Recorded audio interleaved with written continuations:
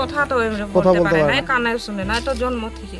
মানসিক ভারসাম্যহীন বাক প্রতিবন্ধী এক যুবকের নিখোঁজ হওয়ায় জলপাইগুড়ির রাজগঞ্জ শিকারপুরের হাটখোলা লাইনে ছড়িয়েছিল চাঞ্চল্য। অবশেষে নিখোঁজের 24 ঘন্টার মধ্যেই ঘুষুডাঙ্গা বাজার এলাকা থেকে তাকে উদ্ধার করল পুলিশ। যুবকের নাম প্রদীপ ওরাও, বয়স 26 বছর। পরিবার জানিয়েছে বৃহস্পতিবার সন্ধ্যায় আচমকায় বাড়ি থেকে বেরিয়ে নিখোঁজ হয়ে যান প্রদীপ।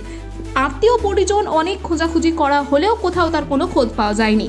এরপর শুক্রবার দুপুরে পরিবারের পক্ষ থেকে বেলাকোবা ফাঁড়িতে নিখোঁজ ডায়েরি করা হলে তদন্তে নেমে পড়েন এএসআই জয়ন্ত বিশ্বাস।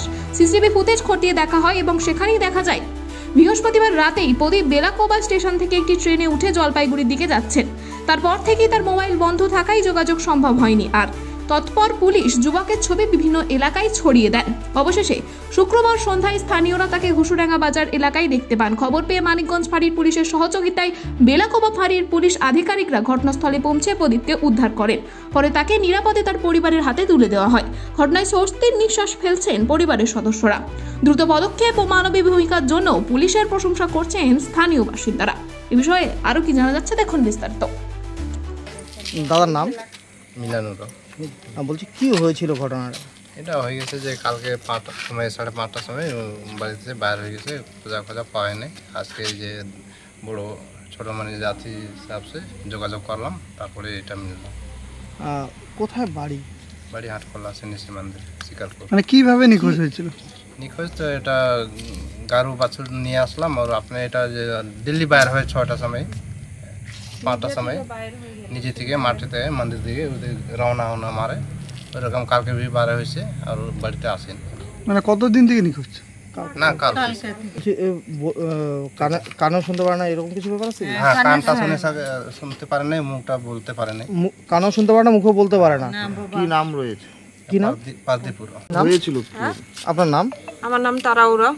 কি হয়েছিল ঘটনা? ঘটনাটা হয়েছিল যে গরু নিয়ে বাগানে গিয়েছিল, বাগান থেকে আসলো আর এই ফট করে বাইর হয়ে গেল। কোন বাগানে? এই যে আমাদের শিকারপুরের বাগানে, শিকারপুর বাগানে এই যে গরু নিয়ে গেছিল, ওখান থেকে আসলো আর ফট করে বাইর হয়ে গেল। আর নিখোঁজ তখন থেকে, মানে খুঁজে পাওয়া যাচ্ছে না।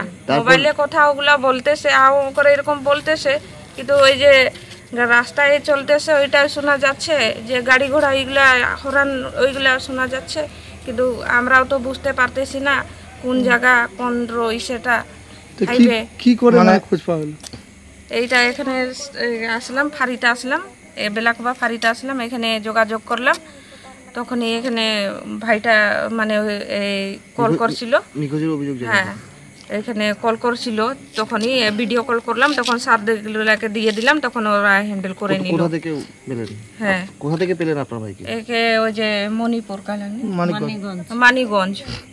বলছি যে এর কি কোনো মানসিক সমস্যা রয়েছে? না না, কিছু নেই। যে কথা বলতে পারে না বা এরকম কিছু?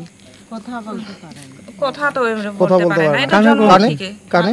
কানে শুনে না, এটা জন্ম থেকে। হ্যাঁ। তা আপনার ভাইকে পেয়ে কেমন খুশি? হ্যাঁ, অনেক খুশি আমি। আর স্যার আমাদের এখানে স্যারের গুলাকে অনেক ধন্যবাদ জানাবো। আপনার নাম? আমার নাম তারাউরা। আপনার ভাই? আমার ভাইয়ের নাম প্রদীপ ওরাও। আপনাদের বাড়ি? শিকারপুর হাটখোলা লাইন।